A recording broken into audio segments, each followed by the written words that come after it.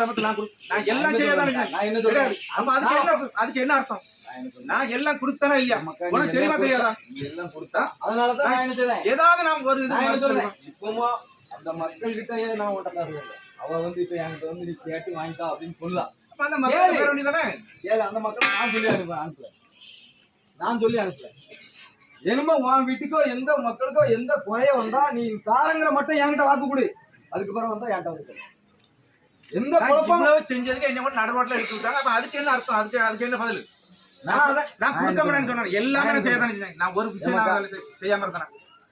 அவங்க கூட சேர்ந்து நானும் கும்பிட தானே செஞ்சேன். நானும் பைசா கொடுக்க தானே செஞ்சேன். கொடுக்கதான் நான் இல்லைன்னு சொல்லல.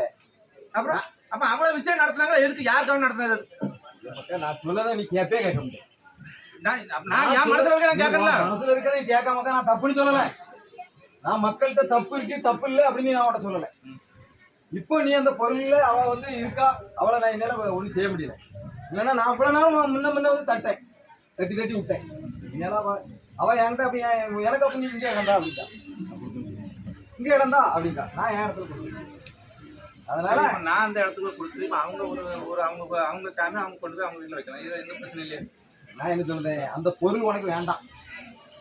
அந்த பொருளுக்கு நீ எவ்வளவு பொருளுக்கு இப்போ இது பண்ணியோ அந்த பொருள் நான் வாங்கிட்டேன். சரியா? நான் அந்த பொருளுக்கு பொருள் வாங்கி தந்துருவேன் அந்த மக்கள்கிட்ட.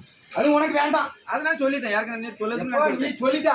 நான் என்னமோ அவங்ககிட்ட சொல்லி அந்த பொருளை மீட்டுக்கிட்ட சொல்லிடுறேன். நீ கொடுத்துரு. என்னமோ அந்த பொருள் உங்ககிட்ட வேண்டாம். அந்த மக்கள் இப்போ வந்து கும்பிட வந்தா விட்டுரு. அதுக்கு பிறகு 3 மாசத்துல அந்த மக்கள்கிட்ட இருந்து பொருள் வாங்கி, சரியா? பொருள் வாங்கி தந்து அதை முடிச்சு விட்டுருந்தேன். அதுக்கு பிறகு வீட்டுல எந்த குழப்பம் வந்தாலும் ஐயா நீ போட்ட ஆரத்தை வச்சு சத்தியம் பண்ணி சொல்றேன், எந்த குழப்பமும் வராது. சரியா? அடிப்பா.